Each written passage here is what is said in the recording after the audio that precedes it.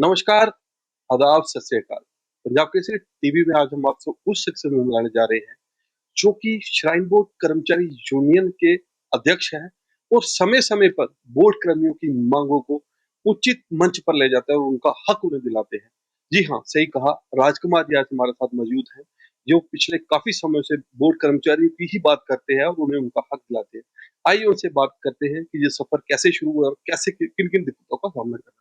राजकुमार जी, पहले तो पंजाब केसरी में स्वागत है। शायद वो कर्मचारी यूनियन हमेशा कर्मियों के हक की मांग करती रही है। क्या शुक्रिया Amit ji. Shrine board employees union shrine board में सी नीचे भी जितने भी एम्प्लॉइज होते हैं उनके लिए हम उनके वेलफेयर के लिए काम करते हैं और उनकी मांगें, उनके हक और सर्विस रूल के हिसाब से जो भी उनके राइट्स होते हैं उनको पूरा पूरा करवाने का हम पूरा प्रयत्न पिछले काफ़ी समय से आप ये कार्य कर रहे हैं, किन-किन दिक्कतों का सामना भी करना पड़ रहा है और कौन-कौन से हक हैं जो कि अब पिछले दिनों नहीं मिलते थे और अब यूनियन के लोगों को मिल रहे हैं? देखिए, जहाँ तक श्राइन बोर्ड में काम करने वाले एम्प्लॉइज का मसला है, श्राइन बोर्ड में जो भी लोग काम करते हैं उनके समक्ष तो काफ़ी सारी समस्याएँ हैं। कई पे समस्याएँ आती हैं, कई बारी एडमिनिस्ट्रेटिव लेवल पे आती हैं। तो हम समय-समय पर उनकी एक प्रॉपर यूनियन है हमारी और यूनियन की तरफ से हम एक प्रॉपर उसपे एक हम रणनीति बनाते हैं। यूनियन के सारे सदस्यों के साथ, यूनियन के सारे मेंबर्स के साथ हम बैठ के चर्चा करते हैं और उनको पूरा करवाने के लिए हम श्राइन बोर्ड से जो-जो भी समय-समय पर जैसे-जैसे भी उचित हमें कदम लगते हैं, वो हम अपनाते रहते हैं। श्राइन बोर्ड में मास्टर रोल बहुत से कर्मी हैं, जिनमें सफाई कर्मचारी भी हैं, आप उनको भी सपोर्ट करते हैं। तो पिछले दिनों कुछ मामले सामने आ रहे हैं, क्या कहेंगे? देखिए मामले जो श्राइन बोर्ड में मैं ये कहना चाहूँगा कि श्राइन बोर्ड में जो एम्प्लॉयी आता है, उसका हम वेलकम करते हैं। वो अगर सी क्लास से नीचे हमारी यूनियन की कैटेगरी में अगर वो एम्प्लॉयी आता है, तो हमारा ये फर्ज बनता है कि हम उसके जो सर्विस रूल के हिसाब से उसको अधिकार मिल रहे हैं कि नहीं मिल रहे हैं, उसको उसके लिए बोलना, उसके हक में बोलना ये हमारा कर्तव्य बनता है। अब मामले किस प्रकार के आप क्या कहना चाह रहे हैं, मामले किस प्रकार के देखिए, मेरा साफ शब्दों में कहना है कि पहले श्राइन बोर्ड एक नोटिफ़िकेशन निकालता है कि उन्हें रिक्वायरमेंट की ज़रूरत है, पर उसमें वो मेंशन नहीं करता कितने लोगों की है ज़रूरत है। जब यूनियन सामने आती है, जहाँ लोग करने आते हैं, तो नोटिफ़िकेशन को क्लियर किया जाता है। क्या कहेंगे? कहीं न कहीं श्राइन बोर्ड इसमें धोखाधड़ी कर्मियों के साथ कर रहा है क्या नहीं? देखिए मैं 2-3 चीज़ें आपको क्लियर बताता हूँ। जो मस्ट्रोल की जो आपने बात की, इसमें कोई नोटिफ़िकेशन नहीं होता है। ये जो भी करंट जो मौजूदा सीईओ जहाँ वहाँ पे कोई डिप्टी सीईओ लेवल के जो भी होते हैं, उनको लगता है वो एक सिंपल सा एक वर्बली ऑर्डर होता है उनको और उनका बाद में रिकॉर्ड बनता है, श्राइन बोर्ड उनको अपॉइंट कर लेता है। उनका एक एज़ ए मस्टर रोल को हम उसका ये मीनिंग उसका ये है आसान शब्दों में हिंदी में कि एक जो लेबरर्स है, वो श्राइन बोर्ड का लेबरर्स है, उसका कोई ज़्यादा बड़ा उसका ना कोई नोटिफ़िकेशन की ज़रूरत है, ना कोई और दूसरी चीज़ की ज़रूरत है। वो सिंपल एक डिप्टी सीईओ लेवल तक का भी उसको रख सकता है और वो उनको उनके अधिकार क्षेत्र में होता है कि वो लगा सकते हैं। मस्टरोल की भर्ती का जो है, उसमें कोई ज़्यादा मसला नहीं है। पिछले काफ़ी समय से जो मास्टर रोल जो कर्मी काम कर रहे हैं, क्या उन्हें आपकी माँग रहती है समय-समय कि उनको पक्का नहीं किया जाए? क्या कहें? देखिए, हमने इसके लिए लड़ाई लड़ी है और चाहे वो हमारे यहाँ 3-4 किस्म की कैटेगरीज़ हैं एम्प्लॉइज़ की। अ, मस्ट रोल हैं, उसमें डेली वेजर हैं, उसमें कॉन्ट्रैक्चुअल्स हैं, उसमें ग्रेडेड हैं और हर एक हमारे हर कर्मी की ग्रेडेड सारे हर एक कर्मी की अपने-अपने लेवल पे उनकी अपनी-अपनी डिमांडें रहती हैं, प्रॉब्लम्स रहती हैं, उनको हम हल करवाते हैं और वो हम श्राइन बोर्ड को मनवाते भी हैं। उसके लिए हमें जो-जो कदम उचित समय पर हमें जो उचित कदम उठाते रहते हैं, हम मेमोरेंडम्स देते हैं सीईओ साहब के साथ, गवर्नर साहब के साथ, बाकी यूनियन के साथ, लोगों के साथ मीटिंग्स करते हैं और अगर फिर भी कहीं हमें लगता है तो हम फिर धरने प्रदर्शन तक भी हम करते हैं और अपनी मांगें मनवाते भी हैं और श्राइन बोर्ड मानता भी है और काफ़ी सारे हमारी मांगें हल भी होती हैं, कुछ पेंडिंग हैं, उन पे हम धीरे-धीरे कार्रवाई कर रहे हैं और अभी आज भी हम सीईओ साहब के साथ हमारी मुलाकात हुई है और बड़ी बड़ी पॉजिटिव मैनर में हम लोग बैठे थे और जहाँ-जहाँ पे भी त्रुटियाँ थी, एम्प्लॉइज़ के बीच और एम्प्लॉयर के बीच में कम्युनिकेशन जो गैप रहता है, उसको फिल करने की उसको फिल अप कैसे करा जाए, उस पे हमारी चर्चा हुई और यूनियन का एक जो अधिकार होता है कि उसको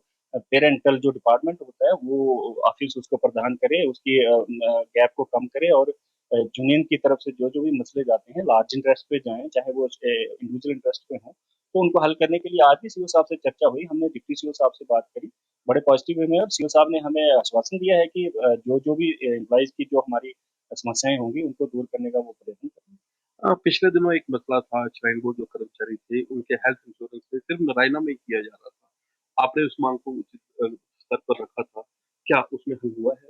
देखिए, उसमें आज हमारी जो बात हुई है सीईओ साहब ने, उन्होंने ये आश्वासन दिया है कि जो नारायणा से प्रति जो हमारे श्राइन बोर्ड के एम्प्लॉइज़ हैं, वहाँ पे दिक्कतें आती हैं। नारायणा का जो एडमिनिस्ट्रेटिव वहाँ का जो पार्ट है, वो कई बारी हमारे एम्प्लॉइज़ को सपोर्ट नहीं करता है। तो हमारा वहाँ पे नारायणा में एक श्राइन बोर्ड की तरफ से एक हेल्प डेस्क बनाया गया है, उसको हम मजबूत करेंगे और उसको अच्छी पावर्स से सुसज्जित करेंगे ताकि हमारे जो लोग वहाँ पे ट्रीटमेंट के लिए जा रहे हैं, उनको किसी किस्म की असुविधा ना हो। और दूसरी बात ये है कि वहाँ पे हमने हमारी एक मेन डिमांड है कि वहाँ पे जो एक कैशलेस पॉलिसी है, ओपीडी है, आईपीडी में है, वहाँ पे हमारा वो कैशलेस पॉलिसी के लिए आज हमने बोला है। क्योंकि पहले जो थी कैशलेस पॉलिसी होती थी, उसके बाद जब आयुष्मान कार्ड का ये जो हुआ स्टेट में एग्जीक्यूशन हुआ, तो उसके बाद थोड़ा-सा फेरबदल कर दिया गया। तो आज उन पे भी चर्चा हुई है और खास करके जो हमारे रिटायरी एम्प्लॉइज़ हैं, उनके लिए भी हमने पॉलिसी बनाई जाए, श्राइन बोर्ड नारायणा हॉस्पिटल में वहाँ पे हमारे लोगों को वहाँ पे अधिकार होने चाहिए, प्रायोरिटीज़ होनी चाहिए, उसके लिए भी हमने बात करी है और वो फाइल में है, वो सारी चीज़ें आने वाले समय वो हम उन पे काम होगा। श्राइन बोर्ड अब रिटायरमेंट की बात की, तो रिटायरमेंट के बाद कर्मियों की भर्ती जारी है। क्या कहेंगे? पिछले दिनों एक ऑर्डर हुआ है कि एक राकेश कुमार जो कि एक सरकार की तरफ से डेपुटेशन पे थे और उसके बाद 2022 में उनको वापिस यहाँ पे असिस्टेंट मैनेजर पे ले लिया गया। क्या कहेंगे? देखिए, इस समय मेरी जानकारी तक जो मसले हैं, 2 मसले बड़े इस समय चल रहे हैं और मैं सोशल मीडिया में भी देख रहा हूँ। मैं 2-3 बातें एक क्लैरिफ़ाई करना चाहता हूँ। जहाँ तक जो राकेश कुमार की अपॉइंटमेंट है, वो एक फ़ेवरेटिज़्म हुआ है।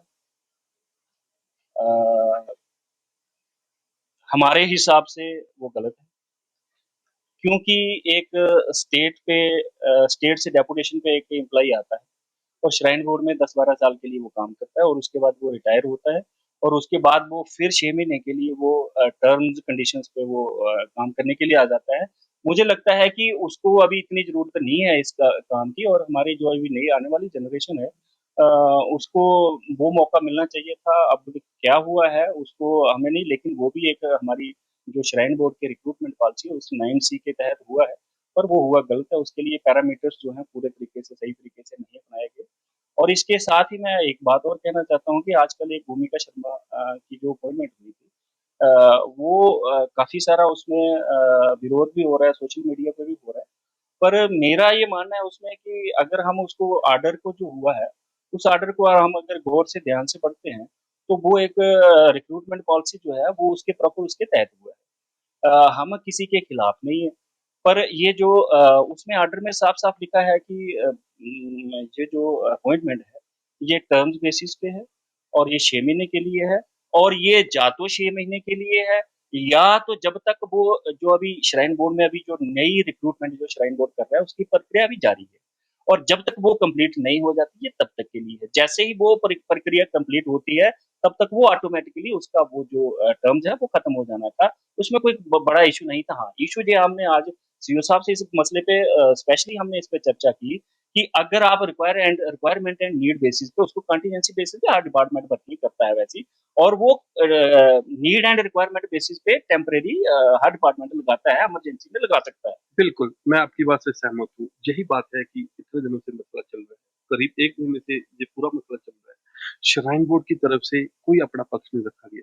हालाँकि इनका पीआर सेक्शन भी है। हमने संपर्क भी साधने का प्रयास किया, लेकिन वो कोई जवाब ही नहीं देना चाहते।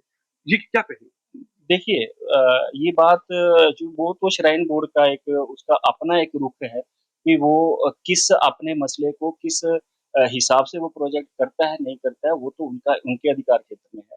लेकिन जो हमने जब इस बात पे चर्चा हुई तो उन्होंने सीधा बोला कि ये तो सर रिक्रूटमेंट सर्विस रूल के हिसाब से हुआ है और ये इसको हम बैकडोर एंट्री भी नहीं कह सकते, इलीगल एंट्री भी नहीं कह सकते। हाँ, यहाँ मैं बोलूँगा कि हाँ, फेवरेटिज़्म कहीं न कहीं पे हो सकता है क्योंकि कोई भी आदमी जाके अपनी अर्ज़ी वहाँ पे श्राइन बोर्ड ऑफ़िस में दे सकता है कि जी, जी, ठीक है, मैं बेरोज़गार हूँ, मुझे कभी भी अब जब आपको ज़रूरत हो वहाँ एम्प्लॉयमेंट की तो मुझे ज़रूर सेवा का मौका दें।